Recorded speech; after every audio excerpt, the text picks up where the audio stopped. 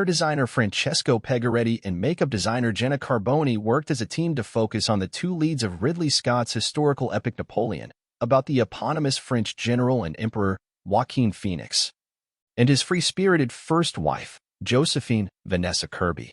In the scene pictured above, Napoleon meets Josephine for the first time at a candlelit party, days after she's escaped beheading during the French Revolution.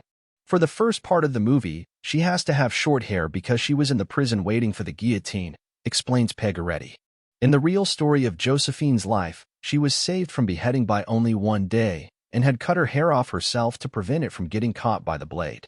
In the longer version of the film, the director's cut to be released on Apple TV+, we are going to see the scene when she's cutting her hair off, hopefully, Pegoretti adds. To achieve the right cut on the wig, Pegoretti balanced historical accuracy and modern flair. Ridley asked me, not to be academic, to find something more natural and messy, to follow the character, he says.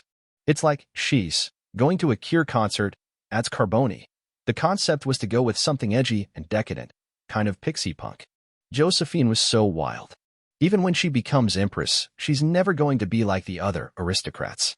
Josephine's hair grows out later in the film, requiring another wig. She created a new style for the hair, explains Pegoretti. She was very fancy, very fashion. I needed something reminiscent of the beginning of the 19th century, but also more natural, sometimes messy, to follow the character.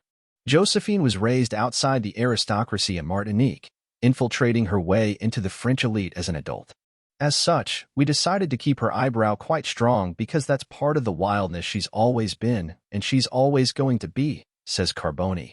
Josephine wore her makeup heavy, almost as a coat of armor. She has a very lady-of-the-night look.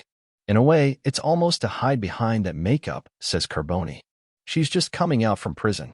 She uses beauty and sex appeal to survive.